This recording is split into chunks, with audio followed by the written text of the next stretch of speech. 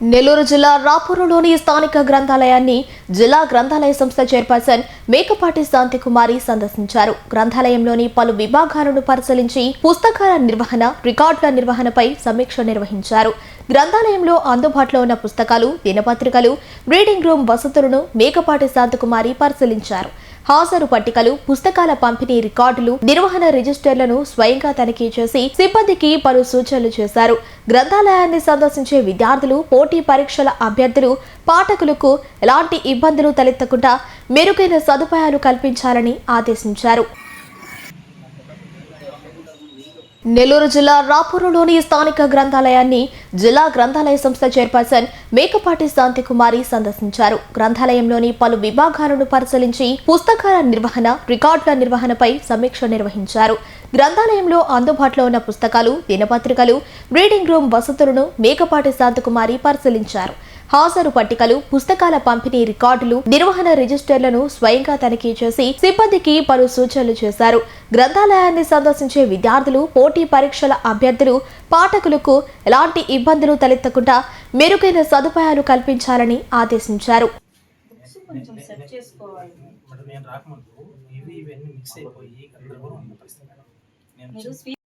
మళ్ళీ రావు పాత పుస్తకాలు స్వీప్ అని పిలిపించుకుని ఈరోజు వెంకటగిరి నియోజకవర్గంలోని రాపూరు గ్రేడ్ 2 గ్రంథాలయాన్ని సందర్శించడం జరిగింది.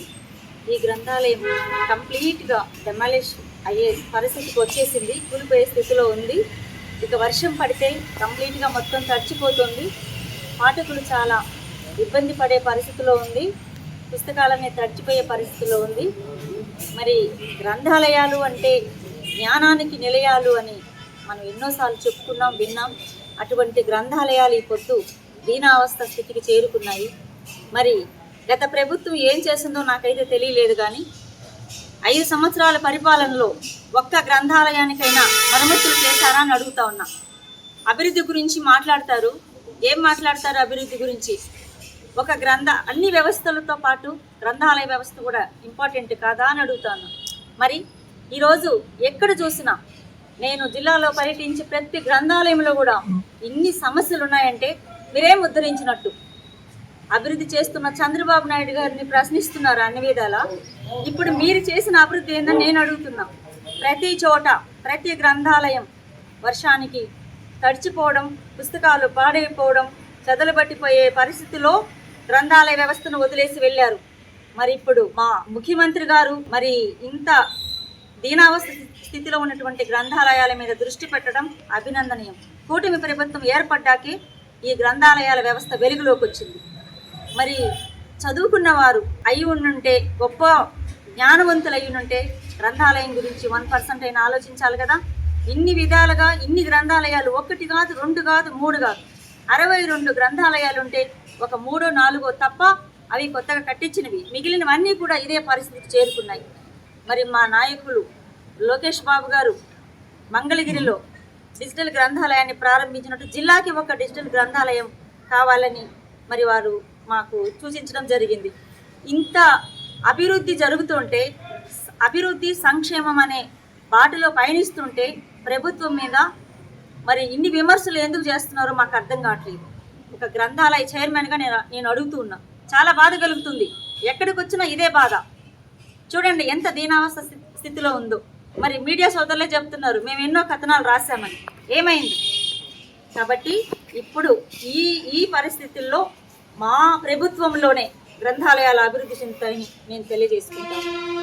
ఒక పుస్తకం చదివితే ఒక విద్యార్థి ఒక మంచి భవిష్యత్తుకి ఎదుగుతాడు. మంచి సమాజం నిర్మితమైనప్పుడు ఏమవుతుంది? మంచి రాష్ట్రంలో కూడా అభివృద్ధి చెందుతుంది. మరి రాష్ట్రం అభివృద్ధి చెందాలంటే బలమైన గ్రంథాలయ వ్యవస్థ అవసరం.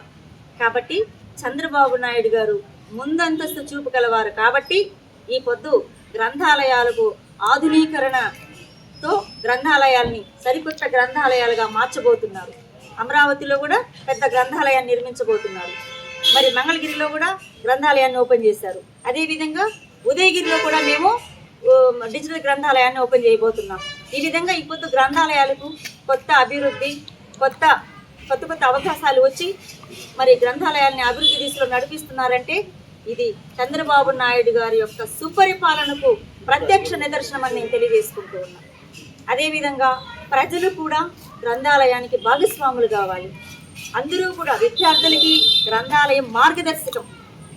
అదేవిధంగా యువతికి ఉద్యోగాలకు ఒక వేదిక అన్నమాట గ్రంథాలయం అంటే, ఒక అవకాశాల వేదిక. కాబట్టి అందరూ ఉపయోగించుకోవాలి. చిన్న పిల్లలకి పొద్దు సెల్ ఫోన్ ఇస్తే వాళ్ళకి ఏమవుతుంది, మన చదువు కన్నా ఫస్ట్ సెల్ ఫోన్ల మీద ఎక్కువైపోయి జ్ఞానం అనేది సైట్ రావటం, హెడేక్ లాంటివి వస్తున్నాయి. చిన్న వయసులోనే అద్దాలు పెట్టుకోవాల్సిన పరిస్థితి వస్తుంది. అదే పిల్లవాడికి ఒక పుస్తకం ఇచ్చారనుకోండి, ఒక మంచి పౌరుడిగా తీర్చిదిద్దబడతాడు ఆ అబ్బాయి. అదేవిధంగా ఆ పిల్లడు ఎప్పుడైతే పౌరుడైతారో సమాజంలో కూడా గ్రంథాలయాలు అభివృద్ధి చెందాలంటే ఫస్ట్ సమాజం బలపడాలి. సమాజం బలపడాలంటే గ్రంథాలయం. ఈ విధంగా సమాజానికి గ్రంథాలయానికి మధ్య చాలా అవినాభావ సంబంధం ఉంటుంది. కాబట్టి గ్రంథాలయం అనేది సమాజానికి వెన్నుముక లాంటిది. అటువంటి గ్రంథాలయాలు, ఇంత ఆవశ్యకత గల గ్రంథాలయాల్ని ఇంత నిర్లక్ష్యం చేయటం, ఇది చాలా నేను ఖండిస్తున్నాను. ఈ విషయాన్ని ఈ వైసీపీ ప్రభుత్వంలోనే జరిగింది ఇది. లేకపోతే ఇన్ని 5 సంవత్సరాలు ఉచిత పథకాలంటూ మీరు చేసి ఖజానా ఖాళీ చేసేసారు. కానీ గ్రంథాలయ వ్యవస్థను మూలపడేసేసారు. అభివృద్ధి అంటే ఏంటండి? అన్ని వ్యవస్థలను అభివృద్ధి చేయటం అభివృద్ధి అవుతుంది. గ్రంథాలయ వ్యవస్థ అంటే తక్కువ? అపార జ్ఞాన సంపద గలది గ్రంథాలయం. ఎంత తీసుకున్న తరగనటువంటిది సంపద గలది గ్రంథాలయం. ఒక ఊరికి దేవాలయం, విద్యాలయంతో పాటు గ్రంథాలయం కూడా చాలా అవసరం. ప్రతి ఊరికి ఒక గ్రంథాలయం ఉండటం ఆ ఊరికి గర్వకారణం. అటువంటి గ్రంథాలయ వ్యవస్థని అభివృద్ధి చేయడానికి మా నాయకుడు చంద్రబాబు నాయుడు గారు ఈ విషయంలో ప్రత్యేక శ్రద్ధ తీసుకున్నందుకు మా ఆదర్శ ముఖ్యమంత్రి గారికి హృదయపూర్వక పాదాభివందనాలు తెలియజేసుకుంటున్నాను. ఈ గ్రంథాలయాల ద్వారా ప్రజలకు సేవలు అందించే భాగ్యాన్ని నాకు కల్పించినందుకు కూడా కూటమి ప్రభుత్వానికి, మా నాయకుడు చంద్రబాబు నాయుడు గారికి నా హృదయపూర్వక పాదాభివందనాలు తెలియజేసుకుంటున్నాను. అదేవిధంగా ఈ గ్రంథాలయ పరిస్థితికి వస్తే దీన్ని పునర్నిర్మాణం చేయడానికి నేను నిర్ణయం తీసుకున్నాను. దీనికోసం దాతలు ముందుకొస్తారు. స్థానిక నాయకులు ప్లస్ ప్రజాప్రతినిధులు మా గ్రంథాలయం నుంచి కొంత సెస్ అమౌంట్ తీసుకొస్తాం. అన్నీ తీసుకొచ్చి గ్రంథాలయాల్ని అభివృద్ధి చేస్తాం.